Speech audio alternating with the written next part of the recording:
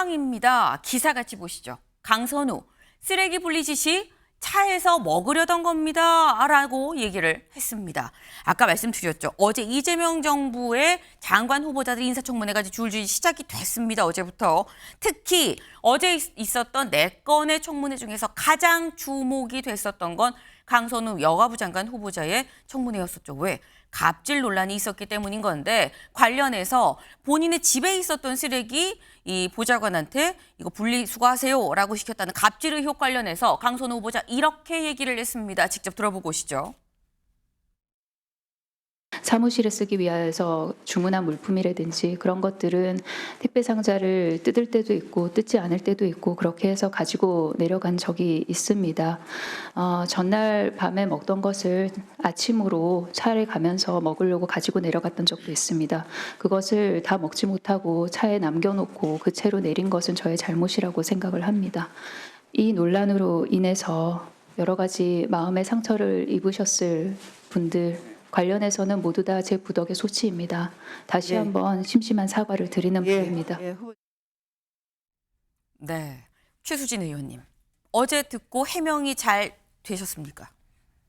오히려 해명은 청문회 와서 하겠다 그러고 네. 얘기 안 하셨거든요. 근데 네. 실제로 와서 했을 때 저희 그 청문위원들이 거의 어이가 없어 했었죠. 그냥 변명이다. 어떤 변명을 할 건가를 준비해 갖고 온 거 아닌가? 막 이런 생각이 들었어요. 네. 실제로 지금 보면 28명이 교체가 됐어요. 5년 동안. 보좌관이. 보좌관이. 네. 그러면 실제로 한 9명이에요. 총 보좌관 수가. 그러면 반 이상 한 5명이 평균 교체가 된 겁니다. 그런데 이 제보를 누가 했냐? 우리 국민의힘에서 한 게 아닙니다. 더불어민주당 보좌진들이 전직 보좌관들뿐만 아니라 현직에서 이런 제보를 한 겁니다. 그러면 이게 하루아침에 미안하다고 될 일일까요? 그리고 더더군다나 뭐 먹기 위해서 차에서 치킨과 만두를 넣어가지고 왔다? 네. 누가 이걸 믿겠습니까? 사실 그냥 사과를 하는 게 맞았고 그거에 대해서 죄송하다고 했어야 되는 거 아닌가. 저희는 이런 것들에 대해서 오히려 저희 의원님들이 이런 얘기 하시더라고요. 너무 가증스러운 거 아니야? 이런 얘기까지 나올 정도로 오히려 더 핀잔을 샀던 그런 청문회였습니다. 네. 지금 최 의원님 말씀을 들어보면 정준호 의원님. 지금 어제 해명을 들어보면 납득하기 좀 어려웠다. 누가 이 말을 믿겠느냐라고 지금 얘기를 해서 안 하는 이만 못했다라는 취지로 지금 말씀을 하신 거거든요. 네. 이제 갑질이라고 하는 단어가 워낙에 안 좋은 단어여서 사실 이 부분에 대해서 명확하게 해명을 하는 게 맞는 자세이기는 합니다. 그러나 하나 이제 시청자분들이 좀 염두에 두셨으면 좋은 부분은 이게 위법이냐, 그러니까 예를 보면 이제 구성 요건이라고 그러잖아요. 네. 어떤 행동을 실제로 했냐 안 했냐 이렇게 요건을 따져보는 그런 심사하고 다르게 쓰레기 분리 지시를 했냐? 아니다. 쓰레기가 아니라 전에 먹던 걸 그냥 가지고 내려왔던 거였다. 이런 식으로 구성 요건에 대한 심사가 아니기 때문에 해명도 좀 넓어질 수밖에 없는 부분이거든요. 그래서 맥락이 이해가 된다라고 하면은 이게 법 위반을 했냐 안 했냐는 부분은 아니기 때문에 조금 더 네. 넓게 해명에 대해서도 좀 시각으로 받아주실 이제 필요가 좀 있는 부분입니다. 네, 이게 뭐 법적으로 정말 뭐 이게 구속이 되고 안 되고 이런 문제가 아니기 때문에 해명은 해명대로 앞뒤 좀 문맥을 좀 같이 따져서 이 연장선으로 쭉 좀 볼 필요가 있지 않겠냐라는 또 정 의원님의 말씀이었어요. 그런데 지금 강선우 후보의 의혹이 딱 요 쓰레기 분리수거만 있었던 건 아니죠. 집에 있는 변기를 좀 수리해달라라고 지시를 했다라는 의혹도 있었습니다. 여기에 대해서 강 후보자 이렇게 얘기했습니다. 들어보고 오시죠. 화장실에 물난리가 나서 보니까 비데 노즐에서 물이 뿜어져 나오고 있었습니다. 국회의원 회관에 있는 보좌진이 아니라 지역 사무소에 있는 지역 보좌진에게 제가 어떻게 하면 좋겠냐고 조언을 구하고 부탁을 드렸던 사안입니다. 회관에 있는 보좌진에게 불러서 그런 지시를 하지 않았다는 점, 관련 부품 교체를 업체를 통해서 했다는 점, 그리고 조언을 구하고 부탁을 드렸었다는 점은 알아주시면 감사하겠습니다. 네. 일단 어제 강 후보자가 직접 인사청문회에 나와서 한 얘기는 내가 변기를 수리해 주세요라고 지시를 한 게 아니라 조언을 구했던 거다. 지역 이 사무소에 있는 사람이기 때문에 이 보좌관이기 때문에 지역을 잘 아니까 이거 어떻게 하면 좋을까요?라고 집 인근에 있는 보좌관한테 조언을 구한 거다라고 지금 얘기를 했거든요. 최 의원님. 근데 실제로 아니라는 게 밝혀졌잖아요. 여기서 뭐 수리 다 마쳤습니다. 예, 분명히 얘기했고 알았다. 그런 문자가 분명히 나왔습니다. 그리고 지역 사무실에 있는 지역 보좌진이라 그래서 그걸 시켜도 되냐? 그거는 말이 안 된다고 생각을 합니다. 더군다나 보좌진은 나의 부하 직원이 아닙니다. 그리고 사실 보좌진의 역할이 엄청 크고요. 좋은 보좌진을 만나고 보좌진과 같이 저희가 업무를 어떤 법을 만들고 새로운 민심을 우리가 전달하고 이런 문제에 있어서 보좌진의 역할은 국회의원들한테 아주 중요한 핵심 저희의 파트너라고 우리는 얘기를 합니다. 그런데 그런 보좌진한테 이런 뭐 조언을 구했다. 네. 근데 그거는 앞뒤 상황상 말이 안 맞을 뿐더러 이거는 갑질 문제를 저는 떠나서 인권의 문제라고 생각을 합니다. 그리고 이뿐만이 아닙니다. 여기서 뭐 안 나왔지만 네. 여러 다양한 보도들을 보면 아까 우리 정진호 의원님께서 뭐 법적 문제 아니라 그랬는데 제가 법적 문제를 잠시 말씀을 드리면 네. 실제적으로 이들이 나갔을 때 그 취업 방해를 했습니다. 그리고 문제 있으니까 뽑지 마라. 다른 의원실에도 분명히 얘기를 했고 끝까지 나간 상태에서 이렇게 했다는 것 자체는 정말 슈퍼 갑질이라고 생각합니다. 취업 방해를 했을 경우 그것들에 대해서 근로기준법에 의해서 위반하면 5년 이상의 징역이나 5천만 원 이하의 벌금에 처합니다. 이거는 인간적으로 모든 걸 떠나서 해서는 안 될 일이라고 저는 생각을 합니다. 네. 뿐만 아니라 이 보좌진들이 자기 생업을 걸고 이렇게 제보를 한 거 아닙니까? 그래서 이 문제는 그냥 넘어갈 문제 아니라고 생각을 합니다. 네. 이게 보통 심각한 사안이 아니다. 이게 아까 뭐 법적으로 뭐 구속 요건도 아니고 이렇게 빡빡하게 볼 건 아니다라고 말씀하셨습니다만 하지만 이건 사실 법적으로도 문제가 있는 얘기다라고 지금 최 의원님이 말씀하셨어요, 정 의원님. 예, 법적으로 재취업을 방해했다라고 해서 근로기준법 위반이 된다고 당연히 그거에 대한 상응하는 책임은 져야 되겠죠. 다만 이제 말씀하신 것처럼 보좌진에게 이제 가정 내부에 관련된 뭐 수리를 부탁을 한 게 그냥 맞냐 틀리냐 이거는 사실 안 해야 되는 행동인 거는 맞고요. 다만 이 기회에 그럼 어디까지가 갑질인 거고 어디까지가 보좌진에게 업무를 하면 안 되는 내용인 거냐 이런 부분들은 차제에 네. 이 부분에 이제 뭐 양 당에서라든지 아니 국회 차원에서라든지 이런 정도 좀 어느 정도 매뉴얼을 좀 만들 필요는 있다라고 봅니다. 그래야지 이후에라도 이런 그 불필요한 논쟁이 좀 반복이 안 되는 부분이 있을 것 같고요. 말씀드린 것처럼 갑질이라는 단어가 워낙에 안 좋은 단어이기 때문에 좀 겸손한 자세로 해명을 해야 되는 것도 맞고 사실관계도 적극적으로 밝히는 건 맞는 것 같습니다. 다만 말씀하신 것처럼 근로기준법 위반이라든지 법 위반 사실에 대해서는 당연히 당사자가 책임을 져야 되는 것이고 다만 그 이외의 부분에 있어서는 아직 어디까지가 허용되는 그 부탁 지시 범위라든지 이런 네. 부분이 명확하게 안 정해져 있으니까 차제에 이런 부분을 좀 정리를 해보자라고 제가 제안을 한번 드리고 싶습니다. 네. 근데 사실 여기에 대해서 동아일보도 이렇게 지금 요 제목을 이렇게 뽑았어요. 처음에 강 후보자가 비대 수리 부탁 안 했습니다라고 얘기를 했었는데 이 해명이 어제 청문회에 나와서는 좀 달라졌다. 부탁을 안 했다는 말이 지역 보좌진한테 조언을 구했다라고 좀 말이 달라진 거 아니냐라는 제목을 뽑았습니다. 정 의원님. 이거는 뭐 이제 사실관계는 저도 아직은 조금 더 정리를 좀 해봐야 될 것 같은데 아마 이런 취지 아니었을까 싶어요. 본인이 직접 뭐 연장을 들고 수리를 해라 이게 네. 아니라 어차피 AS 센터가 있으니 거기에 좀 알아봐서 연결을 좀 해달라라는 취지 이 두 가지 버전이 있을 수가 있는데 전자가 아니라 어쨌든 AS 센터 연결을 해서 처리가 된 거니까 꼭 이렇게 직접적으로 수리를 부탁한 거가 맞냐 틀리냐 이런 부분 좀 차이는 있는 것 같습니다. 네. 이게 뭐 정확하게 직접 부품을 구해서 보좌진이 직접 뭐 고치세요라는 것과 거기에 좀 연락 좀 해주세요라는 건 좀 다른 얘기니까 그 정도 차이이지 않겠느냐라는 취지의 말씀이에요. 근데 지금 저희가 좀 얘기를 하면서도 조금씩 이게 이런 취지 아니겠느냐, 이런 거 아니겠느냐라고 좀 얘기를 하는 게 사실 어제 얘기를 하면서 명확하게 이게 이런 상황이고 이래서 이런 상황이었습니다라는 뭔가 확실한 설명이 있었느냐라는 얘기는 나올 수 있을 것 같아요, 정 의원님.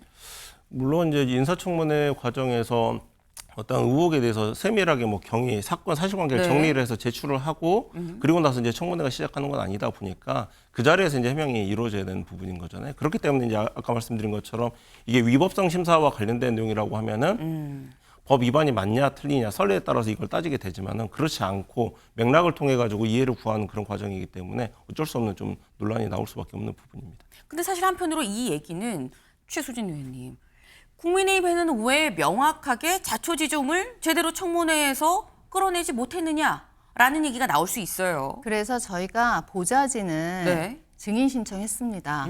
그럼 확실할 거 아닙니까? 당사자 간에 대화를 하면 되는데, 그리고 제보를 했고 분명히. 네. 근데 증인 채택에서 불발이 됐습니다. 여당이 막았습니다. 그런 상태에서 저희가 이거에 대해서 가타불타를 얘기할 수 있는 게 한계가 있었고, 우리는 그냥 제보를 보고 그거에 대한 얘기를 충분히 할 겁니다. 근데 문제는 또 뭐냐면 이들을 고발하겠다고 했습니다. 그건 또 2차 가해입니다. 그래서 그러면 고발할 거냐 했냐 물어봤더니 그런 적 없다. 이런 식으로 계속 말 바꾸는 것만 봐도 신뢰성에 문제가 있다고 보고요. 앞서 말씀드렸지만 28명을 교체한다? 이거는 문제가 있습니다. 여러 가지 정황으로 봤을 때 갑질을 했다. 저희는 그렇게 생각합니다. 네.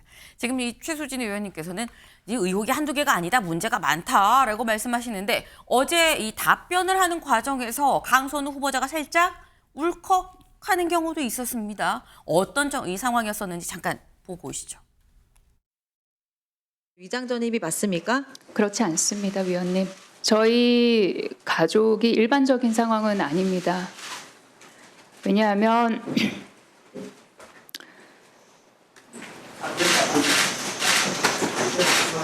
그러지 마세요.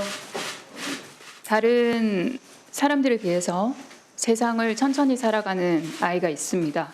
광화문에서 곧바로 모두를 강서로 옮기는 것이 저희 아이에겐 굉장히 가혹한 일이었습니다. 저 봐라 저 봐 감정 잡는다 이렇게 비아냥거리시고 이런 발언들은 인신 공격성 발언이라고 생각이 됩니다. 네, 최수진 의원님. 국민의힘에선 어제 이 강선우 후보의 눈물이 악어의 눈물이다라고 보시는 겁니까? 그렇다고 보죠. 왜냐하면 그러면 아이의 문제도 있고 그럼 위장 전입 안 하면 됐잖아요. 원래 있던 데서 살면 되는 거잖아요. 왜 선거철에 옮겨가지고 위장 전입 해놓고 이제 와서 아이 핑계 됩니까? 이건 아니라고 봅니다. 그리고 아이를 위한 거면 안 한 상태에서 있고 본인만 옮겨도 상관이 없었던 문제였다고 생각을 합니다. 이거와 뭔가 앞뒤가 맞지 않는 그런 논리였다고 생각했기 때문에 저희는 악어의 눈물이라고 보고 있습니다. 네, 정 의원님 어떻게 보세요? 강선호 후보자가 갑질 의혹이나 이런 부분들에 대해서는 사과할 거는 분명히 사과를 어저께 하면서 시작을 했고요. 다만 위장 전입과 관련해서는 적극적으로 해명을 했기 때문에 이 부분은 좀 차이 있게 좀 봐주실 필요가 있는 거고, 발달장애 아이가 있는 가정에서 급격한 환경 변화를 아이한테 과연 노출시키는 게 맞느냐, 이렇기 때문에 시간을 두고 천천히 옮긴 거다라는 거는 맥락 자체는 이해가 가는 부분이고, 방금 최수진 의원님께서도 이제 뭐 위장 전입이나 선거차를 옮기냐 이런 부분을 했지만은 사실 지역구 의원 입장에서 그 지역구로 주소를 옮기지 않는다는 것 자체가 사실 말이 안 되는 부분이기 때문에 양쪽 다 그 요구사항을 다 들으려고 하면은 본인은 강속으로 이전을 하면서도 또 가정에 대해서는 급격한 환경 변화는 또 좀 천천히 만들기 위해서 왔다 갔다 할 수는 충분히 이런 부분이기 때문에 이 부분에 대해서는 본인이 사과 대상이 아니라 적극적으로 해명하겠다라고 했으니까 한번 조금 더 적극적으로 지켜봐 주셔도 될 것 같습니다. 네. 그 지금 말씀을 들어보면 강 후보자 쪽에서 뭔가 추가적으로 해명을 더 내놓을 수도 있을 것도 같은 생각이 좀 듭니다. 근데 지금 저희가 쭉 얘기를 한 게 사실 어제 여가부 장관 후보자 강선우 후보자의 청문회에 대해서 지금 얘기를 했죠. 근데 말씀드린 것처럼 어제 청문회는 4개가 있었습니다. 그중에 하나가 여가부 장관이고요. 또 다른 청문회가 있었다. 뭐냐? 이 과학기술정보통신부 장관 후보자 과방위에서도 청문회가 있었습니다. 다음 기사를 좀 볼까요? 방송 3법 충돌에 배경훈 청문회 오전 내내 파행이었다라는 거예요. 네. 야당이 반대했었던 방송 3법, 그런데 여당 주도로 이제 강행 처리가 됐죠. 근데 이후에 이 여파가 어제 청문회까지 이어졌다라는 겁니다. 어떤 상황이었는지 영상 보고 오시죠.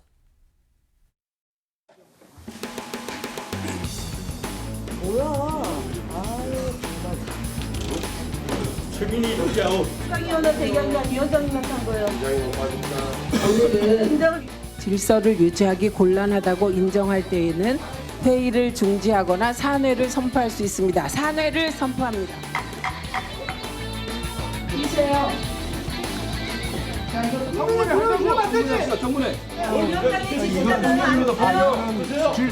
그 선진화법 위반입니다. 뛰세요. 자, 제가 지시했습니다. 뛰세요.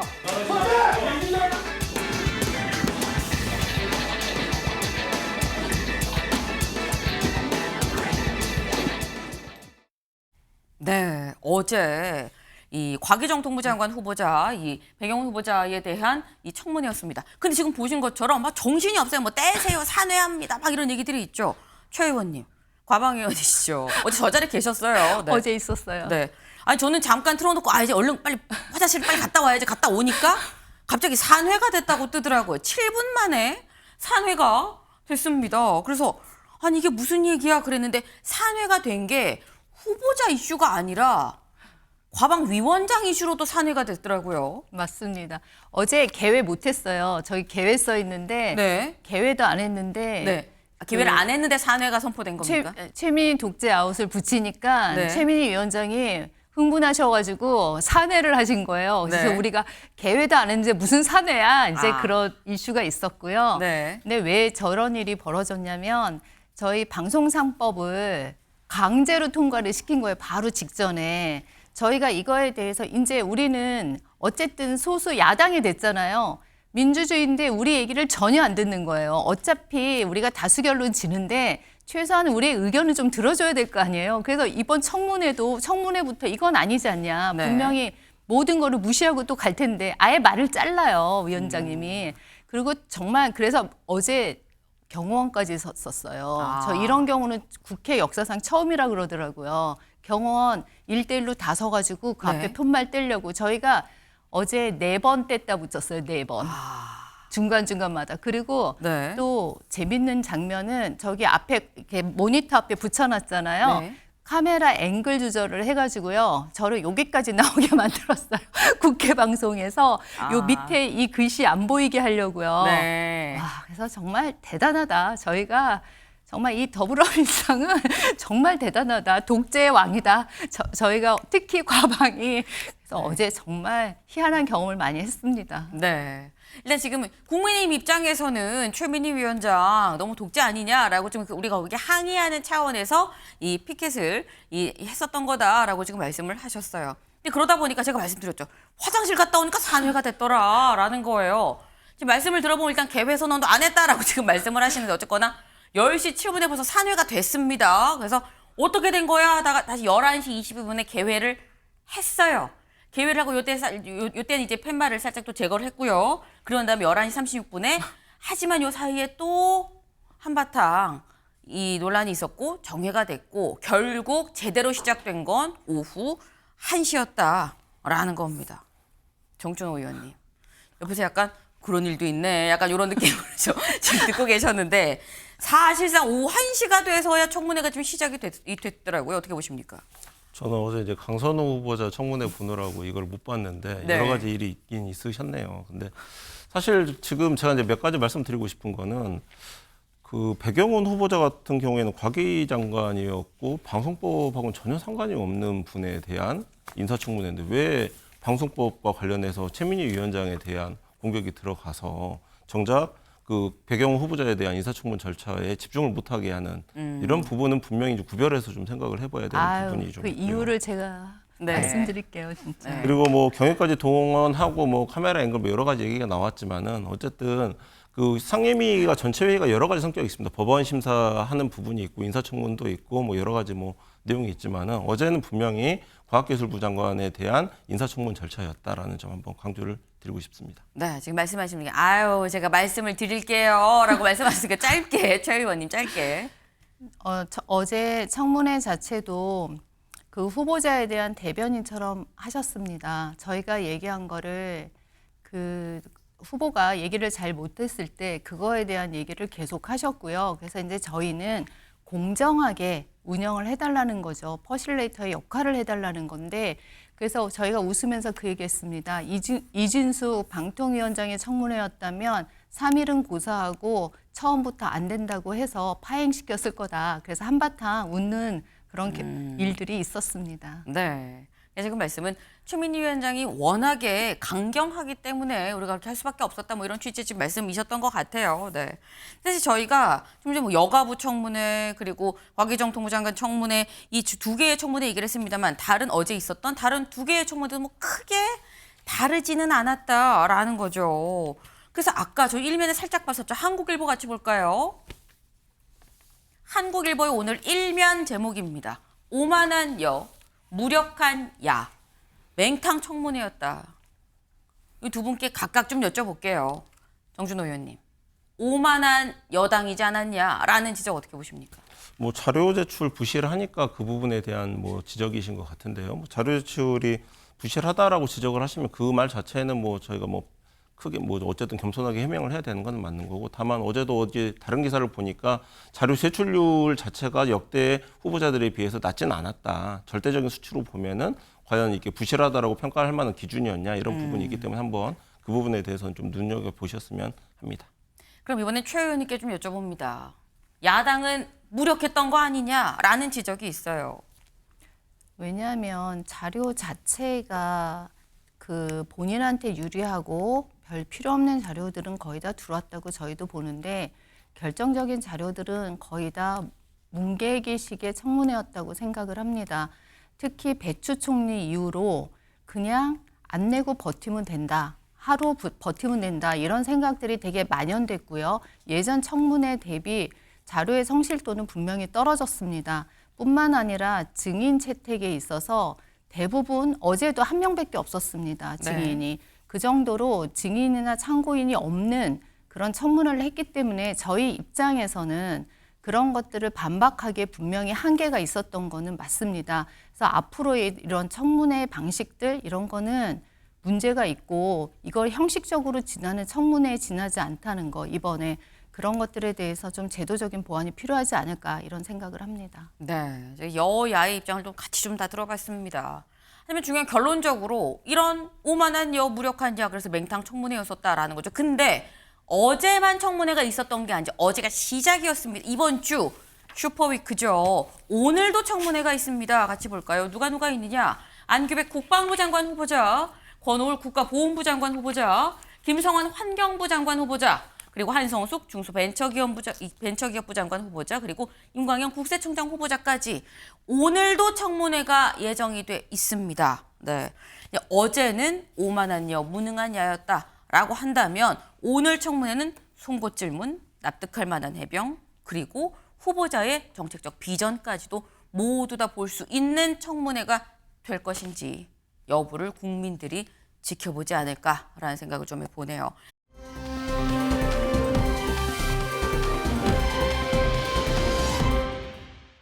사람에 주목해보는 시간, 아침엔 피플입니다. 먼저 첫 번째, 이재명 대통령이죠. 이재명 대통령이 왜 나왔느냐, 기사 같이 볼까요? 이 대통령 공직자 돈은 마귀라고 생각해야 난 치열하게 관리했어요. 그래서 라고 이재명 대통령 어제 예비 5급 사무관들을 앞에서 이런 강연을 했습니다. 직접 들어보고 오시죠. 나는 부패한 사람으로 온갖 음해를 당해서 이렇게 공격당해서 이미지가 좀 저 사람 저 뭐에 이런 생각을 할 수 있지만 저는 정말로 치열하게 제 나름의 삶을 관리해왔죠. 여러분, 이 돈이 마귀예요. 제가 성남시장 때부터 수없이 한 얘기인데 돈이 마귀입니다. 이 마귀는 절대로 마귀의 얼굴을 하고 나타나지 않아요. 가장 아름다운 천사의 모습을 하고 나타나죠. 네, 돈이 마귀예요. 마귀입니다. 마귀를 한 6번쯤 얘기를 했어요. 지금 최수진 의원님 어떻게 들으셨습니까? 저희가 이걸 보고 논평을 냈습니다. 저희 국민의힘에서 어떻게 논평이 나왔냐? 그러니까 부패의 단계별 그 수준하고 심리적 변화까지 너무 잘 묘사했다. 교육치고는 너무 체험담을 얘기한 것이 아니냐, 그런 얘기를 했고요. 그리고 오히려 이런 것들이 그 대통령이 진솔한 얘기보다는 더불어민주당의 그런 어떤 뻔뻔함 이런 거를 대변했던 게 아니냐, 이런 논평들이 있었습니다. 지금 뭐 아시다시피 8개 사건, 12개 혐의, 5개 재판을 받는 대통령이 그것도 대장동 사건부터 돈에 엮인 일들이 많은데 과연 이거에 대해서 누가 국민이 정말 진실성 있게 받아들일 수 있었겠냐. 저희는 이런 입장을 내놓은 바가 있습니다. 네. 지금 어제 안 그래도 저희가 논평을 냈어요. 라면서 논평 내용을 지금 말씀을 해주셨어요. 그래서 본인의 뭐 체험담을 얘기를 하는 거냐, 뭐 뻔뻔하다 이런 취지의 말씀하셨는데 나경원 의원이 SNS에 글을 올렸습니다. 뭐라고 올렸느냐? 이재명 대통령이 신임 공무원 앞에서 돈은 막이라고 청렴을 설파했다. 직접 저희가 들어봤죠. 근데 여기에 대해서 기가 막힌 일이다. 이보다 위선적인 장면이 또 있겠습니까? 라고 얘기를 했습니다. 그러면서 자신의 재판을 중단, 면소시키고 수사기관 흔들고 사법부까지 길들이려는 잔인한 권력을 파초선처럼 휘두르는 여당 대통령이 할 말입니까? 대통령이 진정 공직 윤리를 말하고 싶다면 본인의 재판부터 성실하게 임하셔야 되는 거 아닙니까? 라고 글을 나경원 의원이 올렸습니다. 정준호 의원님, 지금 뭐 어제 국민의힘에서 낸 논평이나 나경원 의원의 SNS 글을 보면 지금 이재명 대통령 본인이 받는 재판을 받지 않으면서 뭐 이런 얘기를 할 수 있는 거예요. 뭐 이런 취지의 지금 얘기를 하는 것 같아요. 재판 절차가 다 진행이 됐었고요. 그리고 지금 이제 대통령 취임한 이후에 지금 중단이 돼 있는 부분이고, 그다음에 유죄 판결이 하급심에서라도 나왔던 부분들은 선거법 위반이라든지 허위사실 유포라든지 이런 부분 관련된 부분이지 금전적인 부분으로 유죄 판결이 나와서 선고된 예가 있었나 제가 좀 기억을 못 하겠습니다. 없었던 것 같고, 그렇기 때문에, 그리고 저도 이제 뭐 이재명 대통령과 함께 뭐 대선 캠프도 다 경험해보고 해봤지만 대통령 자체가 항상 강조하는 내용입니다. 캠프에서도 금전적인 부분 오해받을 행동 전혀 하지 말아라. 그래야 된다라고 하는 것처럼 그 연장선에서 공직자들 취임 자리에서 돈은 막이다. 그러니까 청렴하게 관리를 해야 된다. 자기도 뭐 작은 행동 하나도 그냥 다 안 넘어가고 재판을 받아왔기 때문에 본인들도 그럴 수 있다라고 생각을 해라. 이 얘기는 얼마든지 충분히 경험에서 나올 수 있는 얘기이기 때문에 이 말 자체는 전혀 뭐 다른 내용이 아니고 이걸 위선적으로 받아들이는 것 자체가 하나의 큰 선입견이다라고 제가 말씀 좀 드리고 싶습니다. 네. 오히려 이재명 대통령 입장에선 아닌 행동 작은 하나도 공격적으로 정치적으로 이 오해를 받고 음해를 받았던 적이 있기 때문에 오히려 이런 얘기를 더 할 수 있는 거 아니겠느냐라는 이런 취지의 또 말씀이에요. 네. 여당과 야당의 시각이 완전히 지금 다르다라는 생각이 좀 듭니다.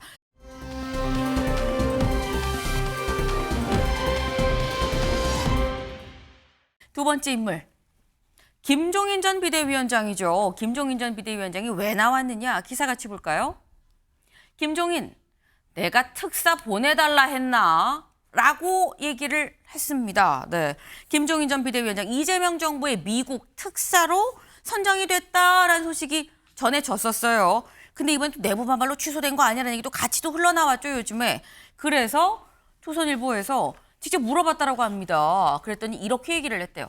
당에서 쓸데없는 소리를 하는 것 같다. 가고 싶어서 가는 것도 아니고 보내달라고 한 적도 없는데 가달라고 해서 알았다고 한 것뿐인데 자꾸 뭐라 말이 많네. 뭐 이런 식의 지금 얘기를 김종인 전 비대위원장이 했다라는 거예요. 정준호 의원님.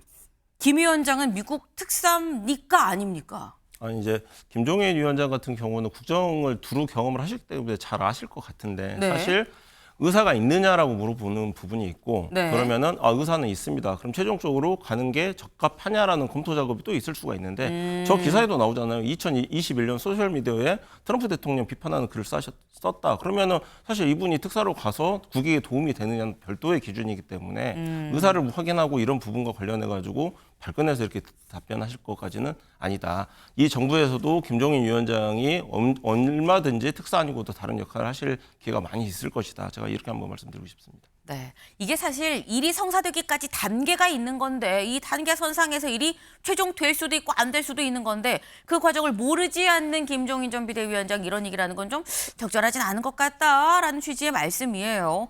어제 강유정 대변인이 직접 얘기를 했습니다. 들어보고 오실까요? 김종인 전 비상대책위원장 같은 경우는 특사단에 포함되었다라고 대통령실에서 전혀 밝힌 바가 없습니다. 제가 농담처럼 결혼도 안 했는데 이혼 소식을 묻는 거냐라고 제가 농담을 좀 했습니다. 미국 특사에 대해서는 아무런 결정된 바가 없다고 말씀을 드렸고 그렇기 때문에 김종인 전 비상대책위원장이 유력 검토되었다 아니다 이 부분에 대해서도 저희가 특별한 입장은 없습니다. 네, 지금 최수진 의원님 똑같은 대변인이시기도 하니까 지금 이런 표현을 썼어요.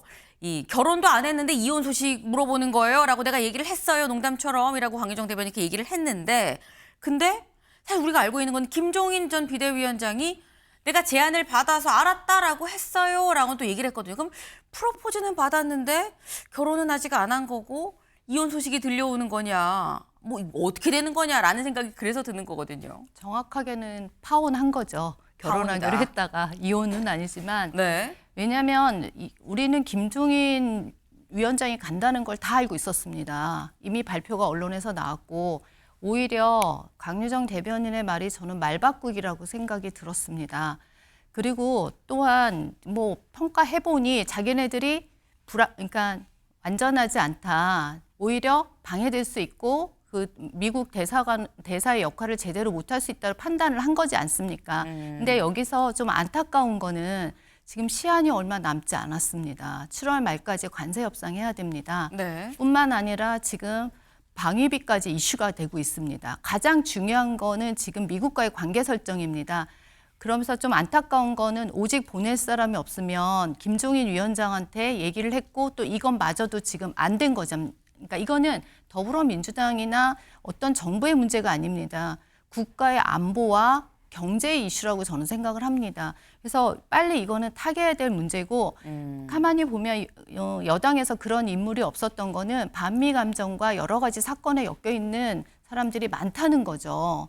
그래서 저는 이거 빨리 타개하고 우리 국민을 위해서 지금 미국과의 협상에 아주 진지하게 임해야 되고 뭐 지금 뭐 마지막 주 정도에 뭐 보낸다 이런 얘기가 있는데 저는 이거는 아주 큰 실책이라고 생각합니다. 네, 지금 김종인 전 비대위원장이 가고 안 가고를 떠나서 일단은 그럼 누가 가는 것이냐 여부는 지금쯤은 좀 실체가 나와야 된다. 왜냐하면 시간이 없기 때문이다라는 말씀을 하셨어요. 지금 정부에선 누구로 특사를 생각하고 있을까라는 생각이 좀 드네요. 다음으로 넘어가 보겠습니다.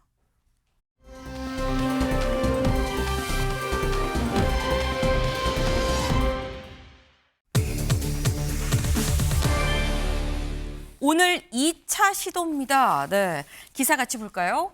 출석 불응 윤 강제구인 불발. 오늘 2차 시도를 할 예정이다라는 거예요. 윤석열 전 대통령 어제 오후 2시까지 나오세요라고 얘기를 했는데 끝내 건강상의 이유를 얘기를 하면서 나오지 않았습니다. 그래서 강제 구인을 하려고 했지만 강제 구인마저도 불발됐다. 왜? 수용실에서 나오지 않아서 어쩔 수 없었다.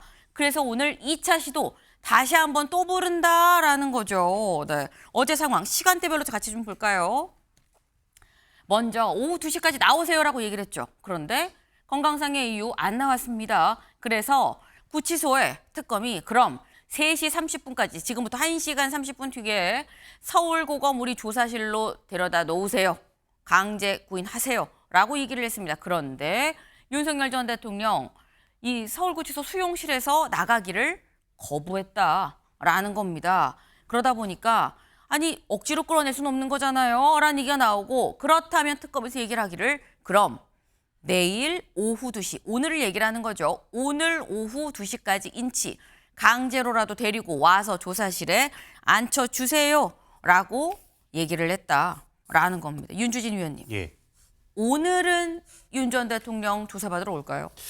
저는 개인적으로는 나오지 않을 거라고 예상을 합니다. 왜냐하면 지금 윤석열 전 대통령은 본인의 어떻게 보면 방어권의 전략을 이런 식으로 딱 확정을 한 것 같아요. 그러니까 네. 특검의 소환, 또 특검 조사에는 응하지 않고 본인에 대한 조사 없이 얼마든지 기소는 이루어질 겁니다. 충분히. 특검에서는 다른 진술자들의 진술을 토대로 윤석열 전 대통령도 당연히 기소를 할 것이기 때문에 그렇다면 재판에 나가서 사법부를 상대하면서 검찰의 주장을 반박하겠다. 이런 전략으로 보이고요. 네. 사실 이것이 강제 구인이라고 하는 것이 크게 의미가 없다고 볼 수 있는 것이 물론 이것이 과연 모든 국민들의 법화의 평등에 맞냐 이러한 도덕적 비판을 할 수 있습니다만 사실은 소환이 돼서 나가더라도 진술조서에 이 조서는 내가 진술한 것이다라고 확인해주지 않는 이상은 증거 능력도 없습니다. 그렇기 때문에 이거는 사실상의 윤 전 대통령과 특검팀의 무한한 기싸움의 지금 형태이지 네. 어떤 각자가 어떤 누가 법을 위반하고 규칙을 위반했다 이렇게 말할 수는 없는 것이거든요. 저는 그렇기 때문에 결국은 특검 측의 무리한 구인이 아닌 이상은 소환은 좀 어려울 것 같습니다. 네. 그래서 그 말씀은 오늘 오후 2시에도 아마도 오지 않을 거다. 그리고 설혹 온다고 한들 본인이 입을 안 열고 그리고 최종 이거 내가 한 진술 맞아요라고 사인 이 도장을 찍지 않는다고 한다면 어차피 의미가 없는 상황 아니냐. 데리고 물리적으로 몸만 끌고 온다고 될 일도 아니다. 이거는 신경전이다라고 지금 말씀을 하셨는데 서영주 대변인님. 네. 근데 사실 강제 인치라고 한다면 강제적으로 막 끌고 데리고 오는 거를 강제 인치라고 얘기를 하잖아요. 네. 근데 수용실에서 앉아서 안 나가요 하면은 안 나올 수 있는 거야라는 생각도 들긴 들거든요. 안 나올 수 없어요. 인치라는 게 이제 사람 인자가 아니라 끌어낼 인자를 쓰는 거라서 강제로 끌어내는 거를 법 집행이라고 합니다. 사실 윤석열 피의자에게 있는 권리는 진술 거부권만 존재합니다. 그게 방어권입니다. 권이라고 붙었죠. 근데 이 수용실에서 안 나오고 버티는 건 권리가 아닙니다. 그래서 법 집행을 통해서 사실상 끌어내는 것도 구속영장에 의해서 강제적으로 네. 사실 끌어낼 수 있는 것이고요. 저는 이 피의자 윤석열이라고 부를 수밖에 없는 이유는 전직 대통령으로서의 최소한의 자존심도 다 버렸다. 그 재직 시절에 법치를 그렇게 목 부르짖던 사람이 그리고 검찰에 몸담았던 사람이 특검을 해본 사람이 이 법의 집행에 있어서 본인이 잘못한 부분에 방어권을 행사한다면 나와서 진술을 거부하면 되잖아요. 근데 수용실에서 교도관들이 전직 대통령이라고 예우를 해주는 것을 즐기는 것도 아니고 이 모든 국민이 보는데 이렇게 버틴다는 거. 이거는 최소한의 본인의 전직 대통령의 자존심조차도 버린 것이다. 라고 해서 저는 특검에서 아마 3번째 지금 소환명령을 내렸고 수용실에서 거부를 한다면 이제는 좀 우리가 못 볼 거로 봐야 됩니다. 수갑이나 포승줄에 묶여서 끌고 나올 수밖에 없는 상황이 되거든요. 네. 그러면 그거는 스스로 전직 대통령으로서의 예우를 포기하는 거잖아요. 저는 이제는 더 이상 전직 대통령 예우를 해주지 말고요. 흉악 범죄를 저지른 피의자로서 법 앞에 평등한 집행을 통해서 대한민국의 법치가 살아있음을 보여주는 것들. 이게 대한민국의 특검이 할 일이다. 그렇게 생각합니다. 지금 말씀은 만약에 윤석열 전 대통령이 계속 수용실에서 안 나오고 버틴다고 한다면 그야말로 강제 인치, 수갑이나 포승줄 이런 걸 써서라도 강제적으로 좀 끌고 나와야 된다라고 지금 말씀을 하셨어요. 전직 대통령의 예우 때문에 교정당국에서 억지로 못 끌어내는 거 아니겠느냐.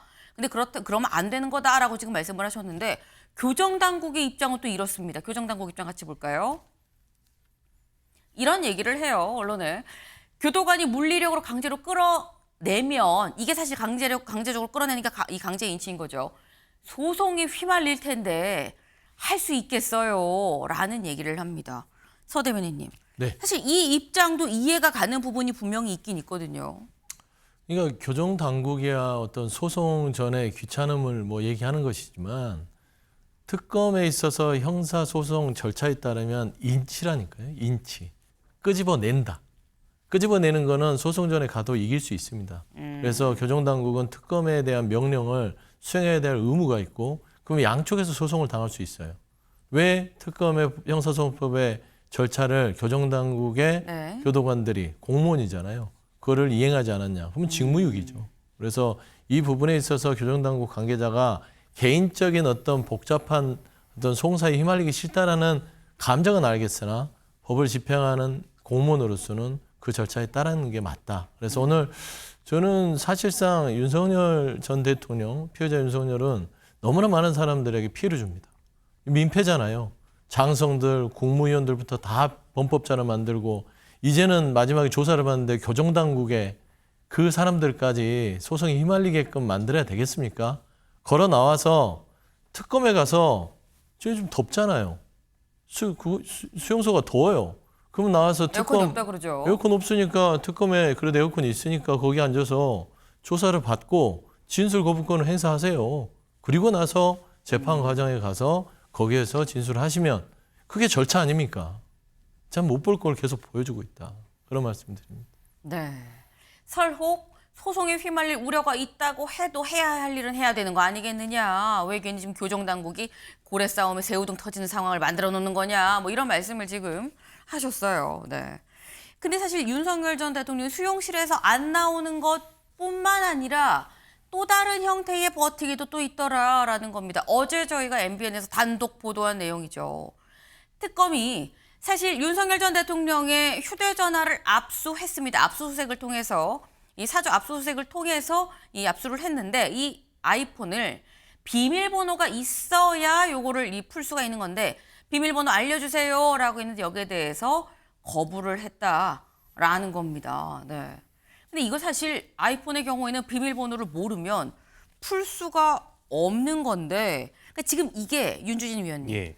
지금 나오세요 그러는데 안 나오고 강제 인체할 거예요라고 했는데 지금 수용실에서 안 나오고 휴대전화 비밀번호 알려주세요 했는데 안 하고 이게 방어권이라고 볼 수도 있겠습니다만 이게 플러스가 되는 전략일까라는 생각이 들기도 들거든요. 참 애매하죠, 판단하기가. 그런데 네. 사실 그렇기 때문에 아이폰을 쓴 거겠죠. 사실은 역설적으로요. 만약에 비밀번호가 얼마든지 풀릴 수 있는 걸 염두에 뒀다면 굳이 뭐 아이폰 쓰진 않았을 것 같습니다. 그만큼 아이폰이 전 세계적으로 보안으로서 철저한 것으로 유명하고 실은 이거는 미국에서도 매우 오래된 논쟁 중에 하나죠. 그러니까 FBI에서 흉악범죄자를 수배했을 때 이 아이폰을 풀려고 했을 때 심지어 그 본사인 애플조차도 우리는 개인의 신변 보호를 위해서, 개인 정보 보호를 위해서 우리는 제공할 수 없다. 그래서 결국은 해커를 통해서 그 아이폰의 비밀번호를 푸는 사례가 미국에서도 있었습니다. 네. 그만큼 아이폰은 상당히 그런 보안을 철저히 하는 핸드폰으로 유명한데요.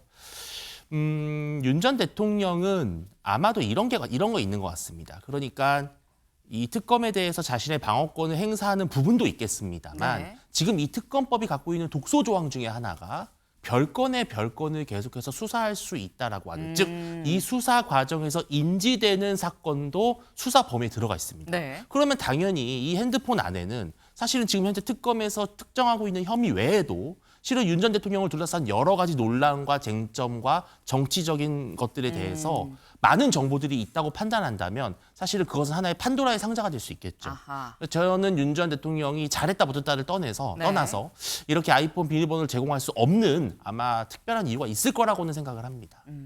지금 말씀에 이런 어떻게 보면 좀 중요한 포인트이기도 합니다. 이번 특검이 추가적으로 인지한 사건에 대해서도 수사를 또 확대할 수가 있는 만큼 휴대전화를 뺏기는 건 판도라의 상자일 수도 있는데 이거를 선뜻 그냥 뭐 1234입니다. 1357이에요. 라고 말을 해주는 게 맞는 거냐라고 말씀을 지금 하셨어요. 약간 이해가 되는 부분도 있긴 있다. 근데 내란 특검에서 이 부분만 지금 보고 있는 건 아니다라는 거죠. 비밀번호 몰라도 다른 수사도 지금 열심히 하고 있다. 어떤 부분에 대해서 하고 있느냐? 다음 기사 볼까요? 김병주, 작년 10월, 11월 김정은 관저 등에 드론 7대를 날렸다라고 어제 최고위에서 얘기했습니다. 지금 내란 특검이 보고 있는 게 윤석열 전 대통령의 외환죄도 같이 있죠. 그 부분을 지금 얘기를 한 건데 직접 들어보고 오실까요? 우선 2024년 10월 3일입니다. 드론사 예하부대인 백령도 101대대에서 무인기 2대가 새벽 2시부터 10분 간격으로 이륙했고 평양을 거쳐 새벽 6시쯤 복귀했습니다. 구체적인 목표 좌표도 파악됐습니다. 김정은의 관저로 알려진 15호 관저 일대입니다. 15호 관저는 김정은의 생모가 거주했던 숙소이자 김정은이 어린 시절을 보냈던 곳입니다. 그 다음은 10월 8일입니다. 밤 11시부터 10분 간격으로 백령도에서 넉 대를 날렸습니다. 특히 당시 목표 좌표는 15호 관저 상공이었습니다. 네, 김병주 의원 뭐 한참 얘기를 해요. 뭐 1차는 어땠고, 2차 어땠고, 3차 어땠고, 뭐 저기 뭐 어디 뭐 북한에 뭐 얘기를 하는데 가만히 듣고 있으니까 무슨 얘기지 하실 수도 있습니다. 바로 요 얘기를 한 거예요. 군 백령도에서 무인기 7대를 북한 쪽으로 날렸다라는 거죠. 근데 7대 중에서 6대는 김정은 위원장의 관저를 향해서 갔다라는 얘기인 겁니다. 여기 지도가 같이 나와 있죠. 같이 볼까요? 먼저 첫 번째로 작년 10월 3일에 2대의 드론을 날려보냈다라는 겁니다. 어디로? 평양으로. 여기가 지금 백령도입니다. 여기가 백령도인데 여기에서 평양 쪽으로 이렇게 날려보냈다는 거예요. 2대를 날려보냈다. 2대 보낸 거 다 복귀를 했다라는 거죠. 그런데 2차로 그로부터 한 5일, 6일 뒤에 4대를 더 보냅니다. 4대를 더 보냈는데 돌아온 건 3대밖에 돌아오지 않았다. 추측컨대 한 대는 어딘가에서 추락했겠거니 라는 생각이 든다라는 거죠. 그리고 또 한 번 보냅니다. 요번에는 11월에 보내요.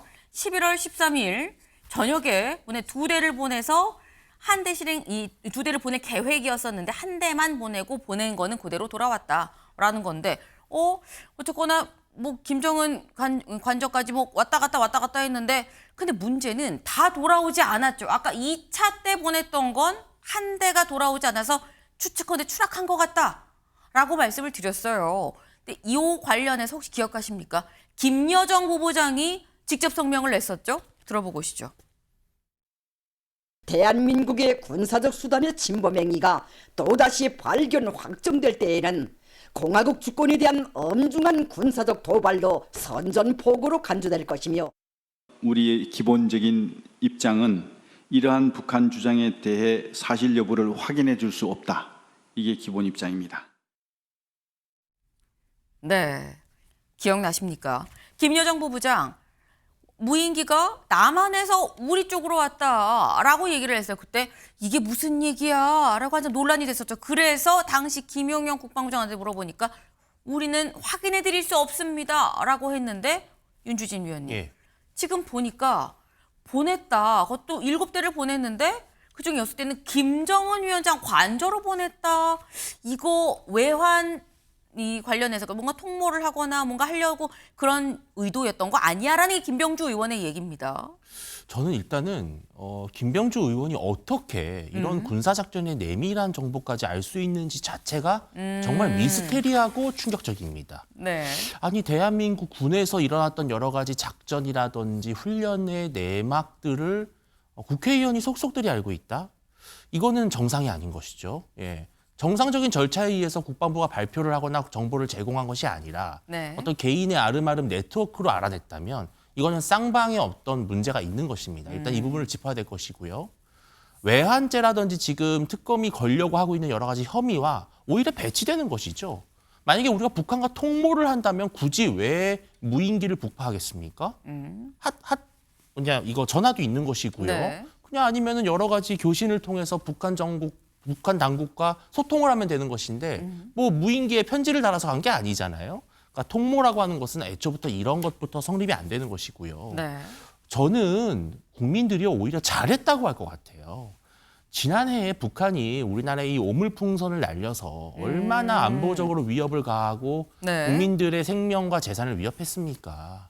그때 우리가 속수무책으로 당하고 있다는 거에 대해서 우리 국민들은 분통이 터졌었어요. 그런데 이렇게 관저 근처까지 우리 무인기가 가서 일종의 위협 신호를 보냈다라고 하는 것은 저는 오히려 정상적인 군사작전이라고 생각을 합니다. 뭐 일각에서는 나중에 다룰 수도 있겠습니다만 뭐 유엔 정전협정을 위반했다, 뭐 유엔 사령부의 동의를 구하지 않았다. 저는요, 이 말이 왜 대한민국 정치권에서 나옵니까? 이 말은요, 북한이 주장할 주장이에요. 아니면 유엔사에서 왜 우리한테 동의도 구하지 않고 이런 위험한 것을 했느냐라고 비판해야 되는 것이지, 지금 우리가 우리 안에서 왜 유엔 사령부한테 동의도 안 하고 보냈냐? 이거 정말 한심한 일입니다. 아니, 트럼프가 그러면은 이란을 폭격한 문제 갖고 그럼 트럼프도 외환 유치죄입니까? 그러니까 이거는 정말 이 군의, 저는 이 무인기 북파라든지 여러 가지 안보 작전은 어떤 경위에서 어떠한 판단을 내렸는지 우리가 알 수가 없는 부분입니다. 알아서도 안 되는 부분입니다. 이러한 것들까지 우리가 정쟁의 도마 위에 올리고 사법 처리한다? 이거는 우리가 북한에게 그냥 우리가 무장 해제하겠다는 거나 다름이 없는 것이죠. 지금 말씀은 이런 취지인 것 같아요. 오늘 조선일보 신면 있죠. 같이 볼까요? 조선일보.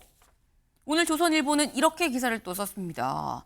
특검, 윤회, 이적죄 적용, 군 내부, 도발 대응이 이적인가. 아까 말씀처럼 당시에 뭔가 오물풍선도 막 날라오고 뭔가 막 이렇게 북한이 뭔가 자꾸 우리한테 보내고 했었기 때문에 거기에 대한 대응 차원일 수 있는 건데 도발에 대해서 이걸 대응한 게 이걸 이적으로 볼 수 있는 겁니까? 라는 의견도 있다라는 게 조선일보의 지금 얘기입니다. 성수 대변인님 어떻게 보세요? 그러니까 이제 이게 얼마나 안일한 안보의식인 걸 알 수 있는 것입니다. 조선일보도 그렇고 뭐 지금 이런 윤주진 의원처럼 주장하는 분들은 한반도에 어떤 전쟁의 어떤 기운들이 이게 무슨 도발과 거기에 대한 대응이다? 전쟁에 나도 된다는 소리입니까? 그리고 무인기가 어떻게 보내졌는지 모르시나요? 군이라는 거는 국방부 장관은 군의 행정을 담당하고 군의 작전지휘권은 합참의장한테 있습니다. 근데 이 무인기는 합참의장의 지휘를 거치지 않고 대통령실의 안보실에서 지휘를 했습니다. 정상적이지 않은 작전이라는 것이죠. 그러면 그 의도가 어디에 있었을까라는 것을 들여다보는 건 당연한 시작이죠. 무인기를 왜 보냈을까요? 10월, 11월입니다. 계엄을 모의하던 시기였고 당시 윤석열의 배우자인 김건희 씨가 명태균 씨와 여러 가지 정치적인 고초를 겪고 있었던 때예요. 이런 이슈들을 안고 무인기를 평양상공에 그것도 김정은의 관저 쪽에 타켓으로 보냈다는 거는 이건 대응이 아니라 도발이죠. 우리가 도발을 통해서 남북에 긴장 고조를 하고 그러면 사실상 아까 김여정도 봤지만 군사적 도발이라도 하겠다라고 했을 때 국지전이라도 터지면 이게 대한민국의 한반도 정서에 어떤 영향이 있을까요? 군 통수권자가 이 무인기에 대해서 김여정이 화를 내니까 박수를 쳤다는 거 아닙니까? 정상적입니까? 이거는 대한민국 5천만의 국민의 이 목숨을 가지고 도박을 한 거예요. 이런 천인공노한 짓을 해놓고 나서 무슨 도발 대응이 잘못된 거냐. 오물풍선이 왜 날라왔죠? 확성기를 설치하고 남북관계를 긴장고조하니까 결국엔 오물풍선을 날라온 거 아닙니까? 결국에는 국민들의 평화와 안보를 책임질 사람들이 본인들의 감정과 정치적 이득을 통해서 얻기 위해서 이런 일을 벌였다면 수사를 해야겠습니까? 안 해야겠습니까? 그냥 이게 무슨 안보에 대한 판단이었나? 저는 아니라고 봅니다. 정상적인 지휘체제였다. 아니면 정찰이었다. 고고도 비행 정찰 다 하고 있습니다. 근데 왜 버젓이 북한을 자극할 수 있는 눈에 보이는 무인기를 보내서 자꾸 자극을 했느냐. 이거는 최소한 외환죄, 통모는 아니더라도 이적죄는 가능하다. 저는 이 부분에 있어서는 계엄과 무관하지 않다고 보기 때문에 이건 분명하게 이 사실을 배경을 그리고 결정권자를 밝혀야 된다. 이거는 대한민국 모든 국민의 목숨을 담보로 했기 때문에 허투루 넘어갈 수 없는 사안이다. 저는 그렇게 지적하고 싶습니다. 네, 지금 굉장히 중요한 사안이다. 어떻게 보면 전쟁이 일어날 수도 있었던 거 아니겠느냐라고 지금 말씀을 하셨어요. 그리고 제대로 된 지휘 체계로 내려간 게 아니라 갑자기 안보실에서 훅 하고 보낸 거기 때문에 뭔가 이상하다. 요거는 알아봐야 되는 문제다라고 지금 말씀을 하셨는데 지금 최소한 외환죄는 아니더라도 이적죄는 됩니다라고 말씀하셨죠. 실제로 중앙일보 같이 볼까요? 네, 내란 특검 윤석열의 일반 이적죄 적용 드론사 압수수색. 지금 김병주 의원이 말한 이런 부분을 염두에 두고 어제 이 드론사를 압수수색 그리고 드론 사령관의 자택도 다 압수수색을 어제 한꺼번에 같이 했죠. 근데 하면서 이 영장이 압수수색 영장이 적시된 죄를 보니까 일반 이적죄더라라는 겁니다. 일반 이적죄가 다 뭐고 외환죄가 뭐야라는 거죠. 같이 볼까요? 이겁니다. 처음에 나왔던 게 외환유치죄예요. 형법 92조죠. 외국과 통해서 공모하여 대한민국에 대해서 전단을 열게 하거나 전쟁이 일어나게 하거나 이 외국인과 통모해서 대한민국에 항적한 자는 사형 또는 무기징역에 처한다라는 얘기가 외환죄인 건데 근데 이게 아니라 영장에 적시된 건 이거라는 겁니다. 일반 이적죄. 대한민국의 군사상 이익을 해하거나 적국의 군사상 이익을 공여하는 자는 주는 자는 무기 또는 3년 이상의 징역에 처한다. 그러니까 뭐 공모를 하진 여기서는 통모라고 표현을 했어요. 근데 여기서 통모는 안 했더라도 군사상으로 우리나라에 뭔가 이 해를 하거나 아니면 적국의 군사상으로 이익을 주거나로는 볼 수 있는 거 아니겠느냐라는 게 특검의 생각인 것 같습니다. 윤주진 위원님, 아까 한 라인도 있는데 우리가 통모를 했겠어요? 아니죠? 라고 말씀하셨는데 이적죄는 어떻게 보세요? 그러니까 이게 점점 궁색해지는 거예요. 처음에 특검이 출범했을 때 가장 떠들썩하게 국민들을 놀라게 했던 게 바로 외환죄 부분이었습니다. 국민들이 봤을 땐 이게 내란에 의해서 외환이라고 이렇게 되면서 여론이 확 들끓었어요. 자, 그런데 갑자기 어느 순간 외환죄는 구속영장에서 사라졌습니다. 그리고 갑자기 일반 이적죄가 나왔어요. 자, 그런데 일반 이적죄도요, 저는요, 여기서 아까 보셨지만 군사상의 이익을 해했다. 네. 이것은 아주 고의적인 다분한 의도가 있어야 됩니다. 두 번째, 적국의 군사상의 이것도요. 정말 적국이 잘 되기를 바라는 마음으로 북한이 정말 더 잘 되기를 바라는 마음으로 제공했을 때를 말하는 것이지 네. 결과적으로 자 예를 들어서요. 어떤 소총수가 전쟁에 나갔습니다. 네. 자 모르고 총을 뺏기고 왔어요. 네. 근데 그래서 그 북한군이 이 총을 보고 막 분해를 해서 우리 군의 어떤 총에 대해서 잘 이해했다고 칩시다. 일반 이적죄입니까? 지금 이런 식의 해석인 거예요. 결과론적으로 봤을 때 북한이 뭐 무인기가 거의 떨어져서 뭐 다 그거를 분해해서. 이해해서 뭐 네. 이런 식으로 이어지다 보니까 이게 궁색해지는 거거든요. 저는 이게 완전히 박근혜 시즌2, 양승태 시즌2라고 봐요.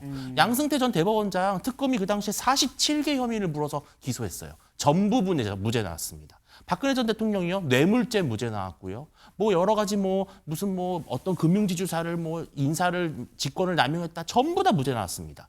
이런 식으로 지금 특검이 이른바 약간 국민들한테 특검의 존재감을 부각하기 위해서 없는 제도 지금 만들어서 자꾸 부풀리는 느낌이 드는 거예요. 애초에 비상계엄과 내란에 집중을 해야 되는데 그건 이미 수사가 많이 됐단 말이죠. 그러니까 특검이 지금 성적표가 별로 안 좋을 것 같으니까 자꾸 여기서 오만 이런 거를 다 끌어들어오고 있다. 저는 조금 우려됩니다. 이러한 것들이 정말 특검의 본질에 맞는 것인지 저는 좀 의심이 됩니다. 네, 서영수 대변인님. 아니 그 뭐 양승태 박근혜에 대한 무죄에 나온 부분은 그건 윤석열 특검이 실력이 없던 거죠. 결국에는 국정 운영하는 거 보면 실력이 없는 거 보이잖아요. 실력 없는 사람 실력 없는 거고 사실상 1번 이적죄가 왜 적용을 할 수밖에 없냐면 동기입니다. 배경. 네. 그러니까 결과적으로 군사적 이익을 해하거나 사실상 적국의 군사력을 공여했다는 게 눈에 보이진 않죠. 하지만 이러한 행위들이 어떤 배경과 동기를 가지고 우리 대한민국의 군사 시스템을 이용했느냐. 그러면 군을 정치적 목적으로 움직였으면 그거는 군사상의 목적을 해야 하는 것이잖아요. 그냥 이적죄가 되는 것입니다. 정확하게 작전이 돼야 됩니다. 네. 그러면 이적죄가 되지 않죠. 사실 윤석열 이 전 대통령이 이 이적죄에 대해서 여러 가지로 오해를 받는 것들이 당시 국민의힘도 우크라이나 파병을 갖고 한참 논란이 있었어요. 당시 한기호 의원이 그때 신원식 장관에게 문자를 보낸 게 우리가 언론을 통해서 공개됐잖아요. 파병을 해서 북한군들을 거기에서 자극해서 사살을 하고 그러면 북한이 우리를 이렇게 뭐 할 것이다. 그 좋은 작전 같다. 아니 군 특수권자나 국정 운영하는 사람이 한반도의 긴장 고조가 높아지는 게 좋아요, 낮아지는 게 좋아요. 긴장 고조가 높아지면 낮추려고 노력해야 되는데 이 정부는 이상의 한반도의 긴장 고조를 높이려고 하는 정책들과 판단하는 게 그게 정상입니까? 저는 이런 부분에 있어서 동기와 배경을 밝혀야 된다. 그럼 분명히 일반 이적죄로 적용할 것들이 나올 수 있다. 저는 그렇게 좀 판단합니다. 네. 사실 지금 현재 내란 특검에서 굳이 서울 고검으로 자리를 잡은 이유도 여기에다 둥지를 튼 이유도 여기가 도감청의 아주 좀 철통방어야 라고 해서 서울 고검에 지금 자리를 잡았죠. 그러니까 처음에 시작할 때부터 외환죄 부분, 이적죄 부분을 좀 염두에 상당히 좀 두고 들어간 거 아니겠느냐라는 얘기가 있었는데 지금 이건 좀 궁색한 거 아니냐? 아니다. 상당히 중요한 포인트니까 더 열심히 수사를 해야 된다라는 얘기가 좀 갈립니다. 일단 특검이 수사를 통해서 얼만큼 밝혀내느냐에 따라서 좀 달라질 거다라는 생각이 좀 드는데 내란 특검만 있는 건 아니죠. 김건희 특검도 지금 굉장히 열심히 지금 이 속도를 내고 있습니다. 어제 처음으로 삼부토건에 대해서는 구속영장을 청구를 했고요. 그리고 또 하나 여기 볼까요? 김건희 특검 원희룡 피의자 영장 명시 양평고속도로 의혹에 대해서도 지금 열심히 수사를 하고 있다. 그래서 어제 국토부를 포함해서 관련한 이 지점들을 동시다발로 다 압수수색에 들어갔다라는 겁니다. 혹시 기억하시나요? 양평고속도로가 문제가 됐을 때 그때 당시 국토부 장관이었던 원희룡 전 장관 이렇게 얘기했었습니다. 들어보고 오시죠. 정말 필요하고 최종 노선이 있다면 다음 정부에서 하십시오. 제가 김건희 여사 땅이 거기 있었다는 것을 이 사건이 불거지기 전에 조금이라도 인지하는 게 있었다고 한다면 저는 장관직을 걸 뿐만 아니라 정치 생명을 걸겠습니다. 네, 당시 내 정치 생명을 걸고 장관직을 걸고 난 정말 몰랐습니다 라고 얘기를 했었죠. 근데 조금 전 저희가 요 얘기를 하는 와중에 좀 속보가 들어왔습니다. 어떤 소식이냐. 지금 김건희 특검 건진 법사의 법당을 비롯한 곳곳을 지금 현재 압수수색을 하고 있다. 라는 소식입니다. 지금 내란 특검뿐만 아니라 김건희 특검도 상당히 열심히 수사를 하고 있다라는 거예요. 네. 근데 지금 저희가 조금 전에 원희룡 당시 장관 얘기, 그러니까 지금 건진법사 관련한 부분이 있는 거고요. 양평고속도로 관련한 부분이 있는 거고요. 그밖에 명품, 가방 등등한 부분이 있는 거고 한데 관련해서 지금 전방위적으로 계속 압수수색이 지금 들어가고 있는 상태다라는 거죠. 그리고 요 양평고속도로 관련해서 국토부를 압수수색하는데 요 압수수색 영장에 또 뭐가 적시가 돼 있었냐. 원희룡 당시 국토부 장관이 피의자로 적시가 돼 있었다라는 겁니다. 윤주진 위원님. 예. 지금 저희가 조금 전에 봤습니다만 상당히 절대 아니고요. 정치 생명을 걸고라고 얘기를 했는데 예. 지금 또 피의자로 적시가 된 상황이에요. 피의자가 될 수도 있고 제가 봤을 때는 피해자가 될 수도 있습니다. 그러니까 왜 그러냐면은 이거는 인지의 여부가 되게 중요한 것 같아요. 네. 두 가지 이제 단계로 가는데요. 첫째, 정말 이 양평고속도로의 노선 변경의 배경에 배후에 김건희 씨가 있었고 김건희 씨의 부당한 압력과 요구에 누군가가 네. 굴복해서 이러한 변경안을 마련했다라고 하는 게 먼저 입증이 돼야 되겠죠. 네. 자, 두 번째는 이것을 당시 원희룡 장관이 이해했고 내가 이렇게 하면은 김건희 씨에게 잘 될 거야. 잘 보일 수 있을 거야. 뭔가 이득이 될 거야. 라고 하는 고의성과 의도가 있어야 됩니다. 자, 그런데 이 두 가지를 순차적으로 풀어나가야 되는데 첫 번째 단계에서는 풀릴 수도 있다는 가능성이 있을 수도 있습니다. 네. 예를 들어 정말로 김건희 씨가 어떤 뭐 용역업체라든지 여러 가지의 압력을 행사했을 수도 있겠죠. 그런데 정말로 원장관이 그것을 알고 의도적으로 한 것이냐 아니면 그런 보고서를 보고 나름대로 합리적인 판단을 한 것이냐는 또 다른 문제이기 때문에 아하. 사실은 원장관도 속은 사람이 될 수 있는 것이죠. 지금 말씀은 그런 거예요. 이 원희룡 장관도 피의자라고 지금 특검을 보고 있지만 피해자일 수도 있다. 피의자인지 해자인지는 수사를 통해서 밝혀지겠죠. 저희가 준비한 소식은 오늘 여기까지입니다. 오늘도 좋은 하루 보내세요.